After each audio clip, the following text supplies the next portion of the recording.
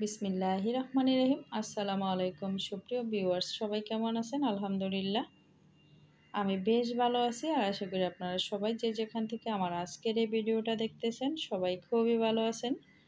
তো বরাবরের মতো আমি এমন একটা ভিডিও নিয়ে চলে আসি যা কিনা আজকের ভিডিওতে আপনারা খুবই গুরুত্বপূর্ণ 6টা কিচেন টিপস দেখতে পারবেন। আশা করি আমার আজকের এই 6টা কিচেন টিপস আপনাদের খুবই উপকারে আসবে। টিপস নাম্বার 1, আমাদের রান্নাঘরে প্রয়োজনীয় জিনিসগুলোর মধ্যে থালাবাটি মাজার জন্য যে স্ক্রাবারগুলো, এগুলা কিন্তু খুবই গুরুত্বপূর্ণ এবং খুবই প্রয়োজন। আর এই প্রয়োজনীয় জিনিসগুলো কিন্তু আমরা বেশিরভাগ সময় যেখানে সেখানে ছড়িয়ে ছিটিয়ে রাখি। এতে করে আমাদের যে সিঙ্কের জায়গাটা আছে এটাকেও কিন্তু বেশ নোংরা দেখায়। তো আমরা কিন্তু ইচ্ছা করলেই পারি থালাবাটি মাজা ঘষা করার পরে যে স্ক্রাবারগুলো আছে একসাথে একটা জাকিতে করে রেখে দেওয়ার জন্য। আমাদের সংসারে কিন্তু প্রায় এরকমই দেখা যায়, একটা নষ্ট বা ভাঙ্গা জাকি কিন্তু থেকেই যায়, যে প্লাস্টিকের জাকিগুলো আছে। তো এগুলোতে কিন্তু আমরা রেখে দিতে পারি। তো দেখতেই পাচ্ছেন আমি এখানে আমার নষ্ট জাকিটা নিয়ে নিয়েছি।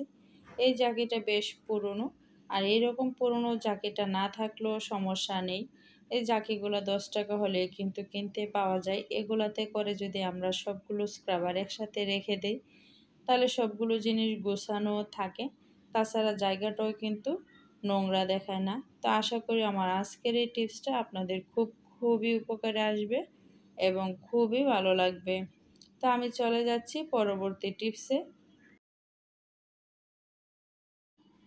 টিপস নাম্বার 2, এমন কিন্তু প্রায় সময় হয় যে আমাদের বাজার থেকে ডালগুলো নিয়ে আসে, সবগুলো ডাল কিন্তু আর সমানভাবে সমান সময়েই সিদ্ধ হয় না। তখন কিন্তু আসলে খুবই খারাপ লাগে, কারণ সবসময় কিন্তু হাতের মধ্যে অডেল সময়ও থাকে না যে অনেক সময় পর্যন্ত আমরা এই ডালটাকে রান্না করব। তো এই ডালগুলোকে সিদ্ধ করার জন্য আমরা কিন্তু এই কাজগুলো করেই নিতে পারি। ডালটা আমরা যতবার করি ধুই না কেন, ভালো করে পরিষ্কার পানি দিয়ে কয়েকটা ধোয়া দিয়ে তারপরে যদি আমরা পরিষ্কার পানি দিয়ে আমরা ডালটাকে 30 মিনিটের মতো ভিজিয়ে রেখে দিই তাহলে কিন্তু ডালটা দ্রুত সিদ্ধ হয়ে যায়। তো এই কাজগুলো আমরা গৃহিণীরা, বিশেষ করে আমরা যখন বেবি আনতে স্কুলে যাই তার আগে কিন্তু আমরা ডালটা এভাবে ধুয়ে রেখে যেতে পারি। এসে যদি আমরা রান্না করতে যাই তাহলে কিন্তু এই ডালটা দ্রুত সিদ্ধ হয়ে যাবে। তো আশা করি আমার আজকের এই টিপসটাও আপনাদের ভালো লাগবে। টিপস নাম্বার 3, ভেন্ডি বা ঢেঁড়স, যেই নামে আমরা এই সবজিটাকে চিনি না কেন, এই ভেন্ডি কাটতে গেলে কিন্তু একটা আটা ভাব থেকেই যায়।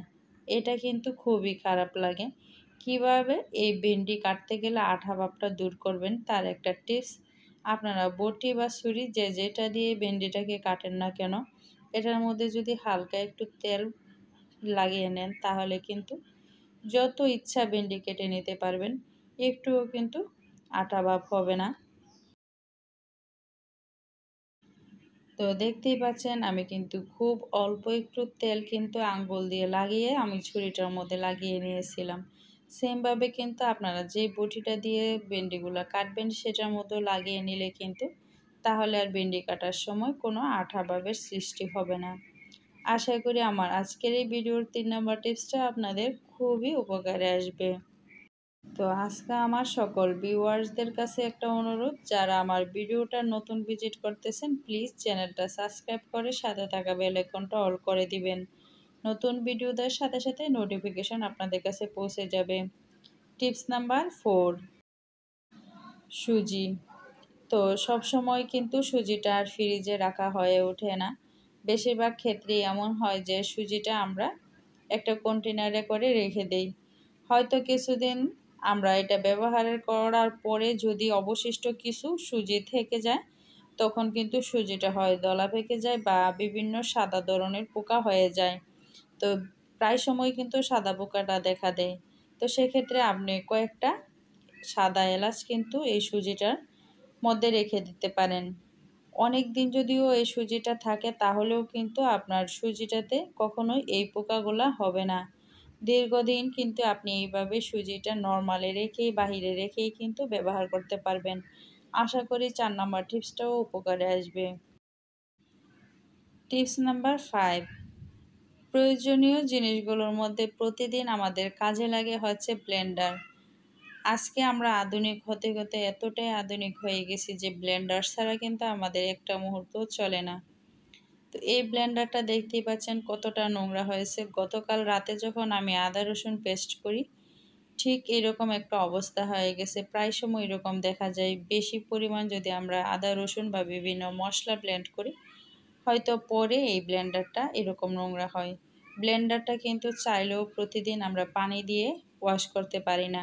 তো দেখতেই পাচ্ছেন আমি সামান্য একটু পেস্ট নিয়ে সামান্য একটু পানি দিয়ে কিন্তু একটা লিকুইড তৈরি করে নিয়েছি। তারপরে আমি একটা নষ্ট ব্রাশের সাহায্যে ভালো করে ব্লেন্ডারটার মধ্যে একটু ব্রাশ করে নিচ্ছি। পেস্টটা এত ভালো কাজ করে এই ব্লেন্ডারের মেশিনটা পরিষ্কার করতে, যারা করেছেন তারা কিন্তু অবশ্যই জানেন। পেস্টের সাথে কিন্তু আর কোনো কিছুর মেশানোর প্রয়োজন নেই, জাস্ট একটু পাতলা হওয়ার জন্য কিন্তু আমি সামান্য পরিমাণ পানিটা মিশিয়ে নিয়েছি। এখন পুরোটা ব্লেন্ডারের মেশিনেই কিন্তু আমি এই লিকুইডটাকে ব্রাশটা দিয়ে লাগিয়ে নিচ্ছি। তো দেখতেই পাচ্ছেন আমি কিন্তু পুরোটা ব্লেন্ডারের মেশিনেই কিন্তু সেমভাবেই লাগিয়ে নিচ্ছি, আর পুরোটা কিন্তু আমি একবারেই পরিষ্কার করে নিব। এটা কিন্তু তেমন একটা মাজা বা ঘষা করার প্রয়োজন পড়ে না, জাস্ট শুধু একটু ব্রাশটা দিয়ে লাগিয়ে নিলে হয়। এই লিকুইডটা এত দ্রুত কাজ করে, ব্যবহার না করলে বুঝতেই পারবেন না। তো দেখেন আমার কিন্তু মেশিনের ভিতরটাতেও কিন্তু এই লিকুইডটা লাগানো হয়ে গেছে। এখন আমি একটা কিচেন টিস্যু দিয়ে মুছে নিব। আপনারা হাতের কাছে কিচেন টিস্যুটা না থাকলে কিন্তু সেক্ষেত্রে একটা সুতি কাপড় দিয়েও কিন্তু এই ব্লেন্ডারের মেশিনটাকে ভালো করে মুছে নিতে পারেন। তো আমি যেই তারটা আছে তারটাকে কিন্তু একটু ব্রাশ করে নিচ্ছি। তো দেখতেই পাচ্ছেন ব্লেন্ডারের মেশিনটা ব্রাশ করার পরে, লিকুইডটা ব্যবহার করার পরে অনেকটাই লিকুইড রয়ে গেছে। এটা দিয়েও কিন্তু আমি একটা টিপস শেয়ার করব। তা আমি এখন একটা কিচেন টিস্যু দিয়ে কিন্তু ভালো করে এই ব্লেন্ডারের মেশিনটাকে মুছে নিব। আর ওই লিকুইডটা দিয়ে আমি 6 নাম্বার টিপসটা আপনাদের সাথে শেয়ার করব।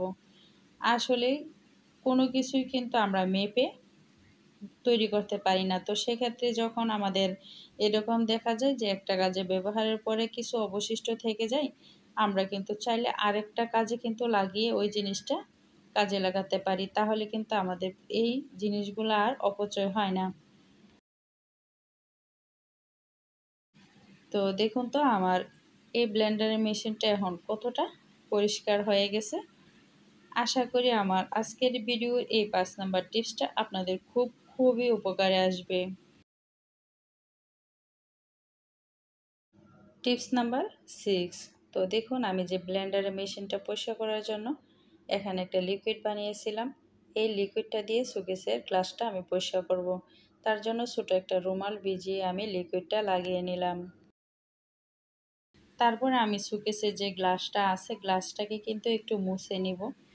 পুরোটা গ্লাস আমি মুছে নেওয়ার পরে তারপরে নর্মাল পানি দিয়ে এই রুমালটা আবারও একটু ধুয়ে নিব। তারপরে আমি এই রুমালটা দিয়ে আবার যখন মোছা দিব, তখন কিন্তু একদম শোকেসের গ্লাসটা নতুনের মতো হয়ে যাবে। ছোট ছোট এই টিপসগুলো আমাদের গৃহিণীদের কতটা উপকারে আসে তা কিন্তু একমাত্র আমরা গৃহিণীরাই বুঝতে পারি। কথা বলতে বলতে কিন্তু আমি 6 নাম্বার টিপসটা আপনাদের সাথে শেয়ার করে নিলাম। আর আমার আজকের ভিডিওর এই 6টা টিপস আপনাদের কেমন লেগেছে প্লিজ কমেন্ট করে জানাবেন। আপনাদের এক একটা কমেন্ট আমার কাছে অনেক বেশি মূল্যবান। আমি অনেক বেশি উৎসাহিত হই আপনাদের কমেন্টগুলো পড়ে। তো আজকের মতো এখানেই বিদায় নিব। সবাই ভালো থাকবেন আর সুস্থ থাকবেন। দেখা হবে নতুন কোনো ভিডিওতে। সেই পর্যন্ত সবার জন্য অনেক দোয়া আর ভালোবাসা রইল। আল্লাহ হাফেজ। আসসালামু আলাইকুম।